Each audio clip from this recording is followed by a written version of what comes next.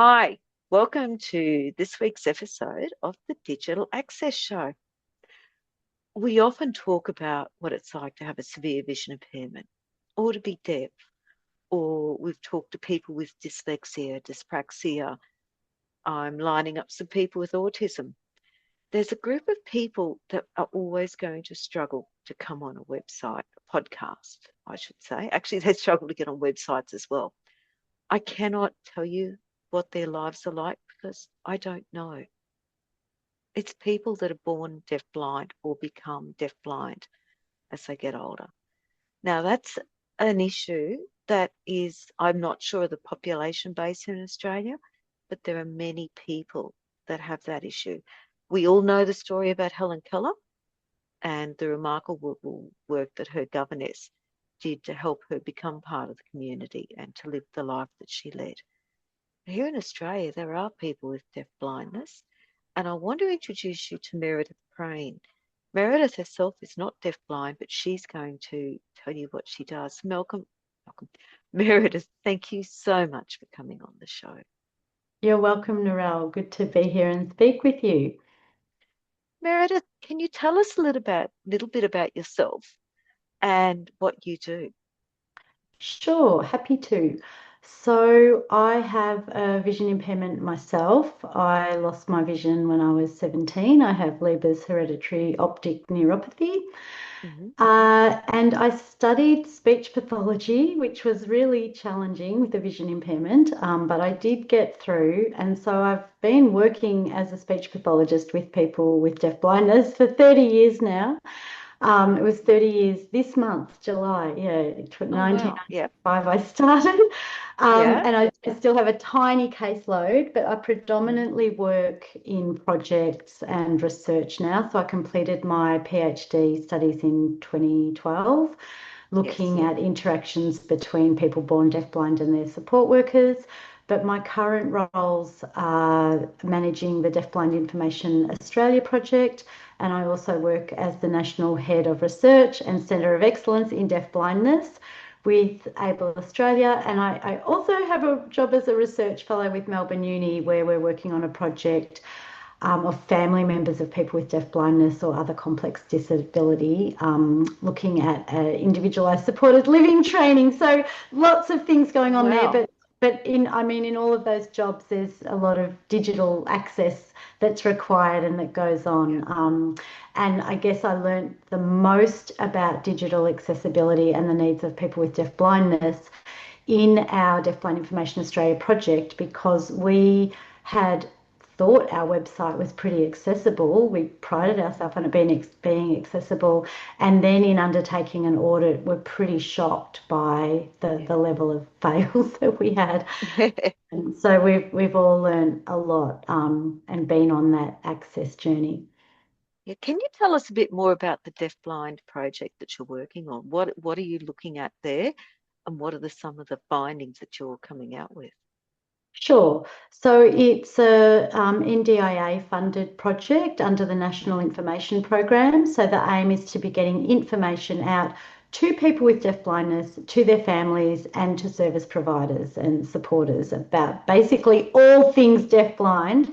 Yeah. We've got a bit of a focus on people born deaf-blind because they often fly under the radar and are not Mhm. picked up as well by some of the peer support groups around Australia. But really, there should be information on that website that's sort of your deaf-blind 101 go-to as a Mhm. resource. We run regular face-to-face training for service providers and family members, and also webinars and develop resources. So there's fact sheets, but lots of videos, webinars, like a range of information sources, all found on that website, that Deafblind Information Australia website. One of the things that people do say is, oh, there's not many people with deaf blindness in Mhm. Australia. What would Mhm. your response be? I'd say there's definitely more than you think. So a Hmm. study done back in 2013, just using government data, found that there was just under 100,000, so Wow. enough to fit in the MCG. But I Mm, mean, this is a huge issue in the field, is that most people with deaf blindness don't identify as having deaf blindness, and we don't have good really? ways of capturing them and finding them. So I'll give you a classic example. Our aging population, Yes. with the high incidence of age-related vision and hearing conditions, Yeah. most people sort of over the age of 80, you would probably consider deaf-blind. Because deaf blindness, people think Helen Keller, total deafness, total Yes. blindness. Most people with deaf blindness have some functional vision and or hearing. So just as there's such a spectrum with people with Mm, low vision, blindness and low vision, so too deaf blindness. Like you can be fully deaf, right through to mild hearing impairment. If you're blind with a mild hearing impairment, you can't fully compensate for the loss of one distal sense with the other distal sense. Like they're mm. our sort of two main ways of accessing the world. And then Yeah. rely heavily on the other if one is reduced. And then if you've got reduction in the other, we say it's a multiplicative effect, that it's not Yep. 1 + 1 = 2, that it's not deaf plus blind, but that the challenges and the complexity is much greater, and that it is a unique um, disability in its own right. And I guess the common features, people with deaf blindness vary incredibly. Hmm. They have many different communication methods, and it depends on when they lost their vision and hearing, what level of functional vision and or hearing they have, what their environment, who's around them, who their communication partners are. So all of these things will influence what their primary communication method is. But that is one of the primary effects of deaf blindness, is that you'll have communication challenges, you'll have challenges with mobility, orientation mobility, and challenges with access to information. So that's where you get Yeah. your digital access. Any person with deaf blindness is going to have information access requirements. Wow. And I'll add but something in because it occurred to me as we were, you were mentioning all that. A person that starts to lose their sight and their hearing older in life, their Mm. fingertips are not as sensitive.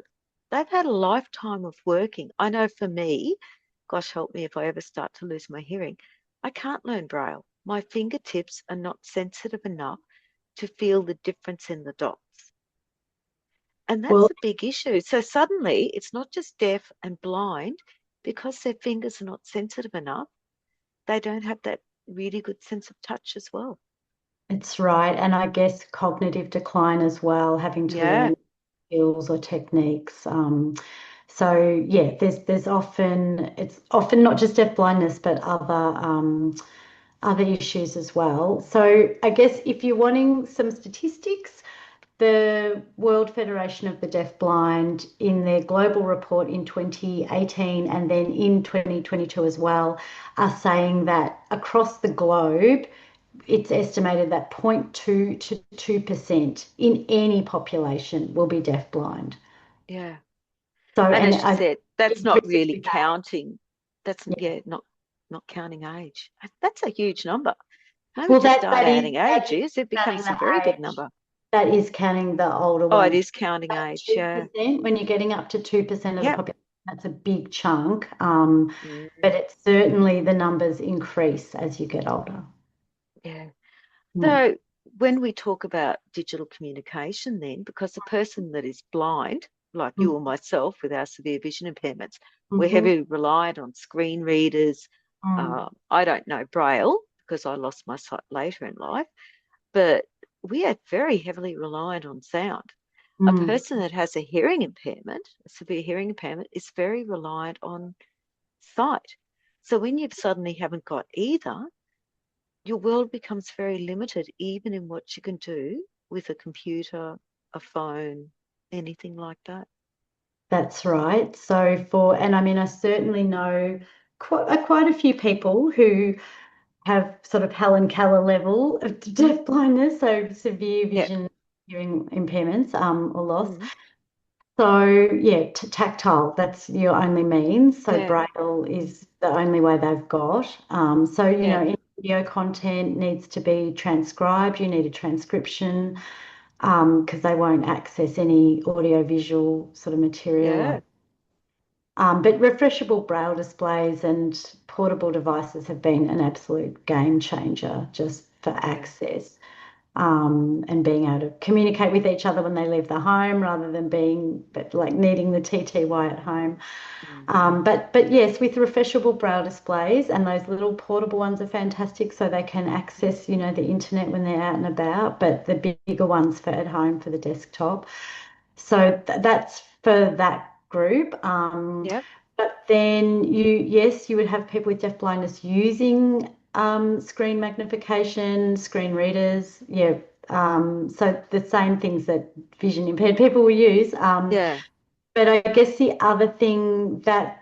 one thing we did get big ticks on our website for was that we don't develop any video information that doesn't have Auslan interpretation. So Oh, Auslan is that's a big the tick. Australian Sign Language, Yep. which there's a condition called Usher syndrome. So if they are Yes. born deaf, signing deaf, Mm. and then develop retinitis pigmentosa, so get tunnel vision later in life, lose their peripheral vision. And so those users will need Auslan videos Mm-hmm. to follow any video content or audio content. You would put it into Auslan as well. But we also have to be really mindful that they have a vision impairment, and so keeping dark backgrounds, that the interpreter has high contrast for their hands to their clothing and the background. So if you've got a white or pale skinned interpreter, you wanting them to be wearing dark clothes, so their hands are contrasting, and just to minimize glare from the screen with the Yeah. video and not have animations or any other stuff and just position them, centrally and facing forward. All of these sorts of things are things to be mindful of for that deafblind population who have sufficient vision to access print and access Auslan, but you still need to be mindful. The other thing with that group is being mindful of the level of language. So, because they're from a culturally and linguistically diverse group, Yep. Auslan is their first language, not English. We Yes. make sure that all of our print content is at grade 9 reading level or below, Mm-hmm. because 44% of the Australian population can only read like not higher than grade 9 reading level. So Yeah. going for grade 9 or going as low as you possibly can is the best tip, but making sure it's not over grade 9. And there's a great Yeah. free app called the Hemingway Editor Mm-hmm. that I use all the time to check reading level. So there's a few apps you can use, free apps. So that's just a free way of making stuff more Yeah. accessible for everybody immediately. Just using plainer language, using bullet points instead of long sort of rambling sentences. If you're going, oh, we went to, or if you're talking about technologies, you might be Mm. saying, um, braille readers, this, that, the other, but put them in point form rather than in Yeah. a long sentence. So just a few Yeah. tips like that simplify it for people And with this is it. And while I was thinking about that, you're mentioning Auslan, I don't think people realize the number of actual sign languages in the world is what, about 300, isn't it? So if we here in Australia use Auslan, mm, however, you go to America and they use American Sign Language, there will that's be right. some similarities. So the captions are still incredibly important as Yes, you need well. the captions. You're right, Narelle. Everything has to be. Yeah. And I tend to have open captions. Mm. Partly as sort of an accessibility prompt to encourage people to use it, but I think sometimes Hmm. people don't know how to turn them on. So having Yeah. them just there all the time, we find lots of people benefit from captions, all sorts of Yes. people with access issues, even hearing impairment, missing a word, but not just fully deaf, but people from Yeah. culturally and linguistically diverse backgrounds who might not pick up the accent or Mm. understand the word to have it there in print is really valuable. So yeah, great point, Yeah. Nora. Yeah. It's an interesting area because that I hadn't thought anything really of it until I met you. and we started talking about the work you do. One of the things that interests me is people will think that people that are deaf blind don't work. I would say that's probably another myth. Is it or not? Definitely. I know plenty of people with deaf blindness with jobs that do Yeah. government work. I've had colleagues with deaf blindness Yep. doing project officer roles. I'm just trying to think. There's yeah, a educator employed at Census that runs a lot of training. Um, but even working in a variety of government departments over in Western Australia, I knew a few people, yeah, with deaf blindness employed. So certainly it's more challenging. I know there's some great deafblind artists as well. Yes. Um, but it is possible. Like it's just having an employer who can, be a bit creative and open, work with the person, what's going to work best for them. Yeah. And that's it, isn't it? Because, they don't think twice about employing a person in a wheelchair or a person that might have a missing arm or a missing leg. I think they do think twice. I think Oh, people do they? are diverse.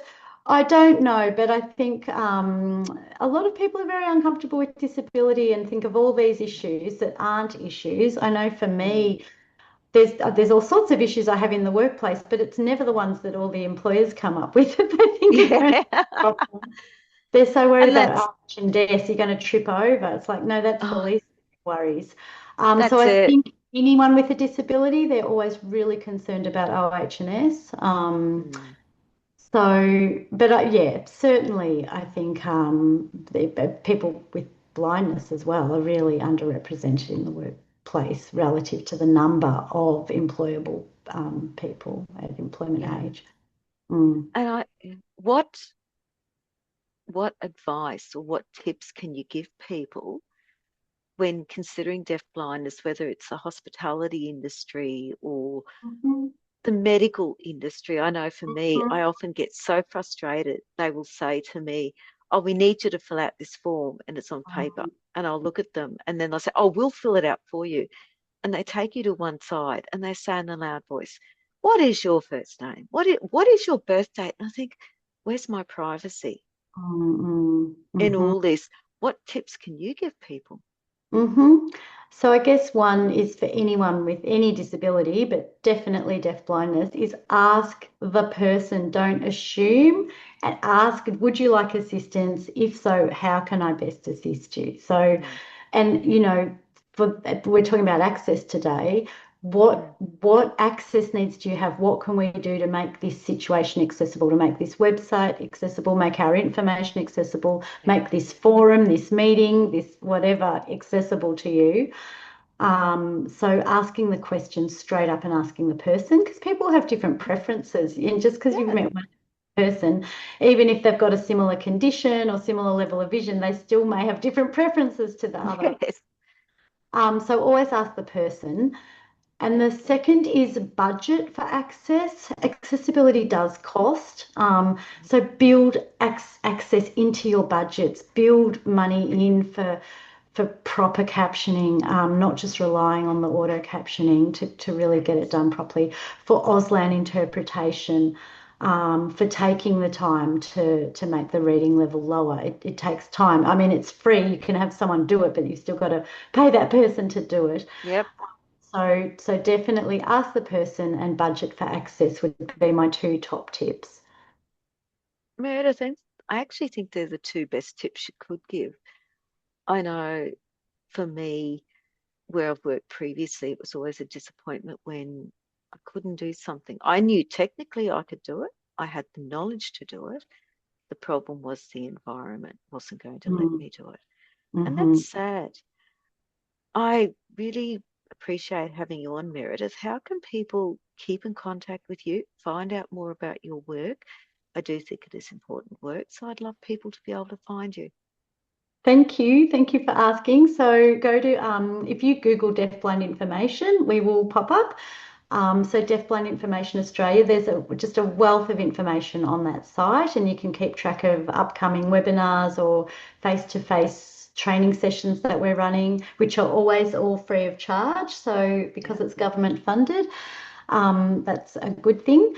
But also on Able Australia's Centre of Excellence Deaf Blind page, there's lots of research projects or communication guide training, video interaction guidance training. There's some training that we run out of there as well. So yeah, people can follow both of those or follow me on LinkedIn. Yeah. Yeah, I guess those would be my top three places to find me Yeah. and the work that we're doing.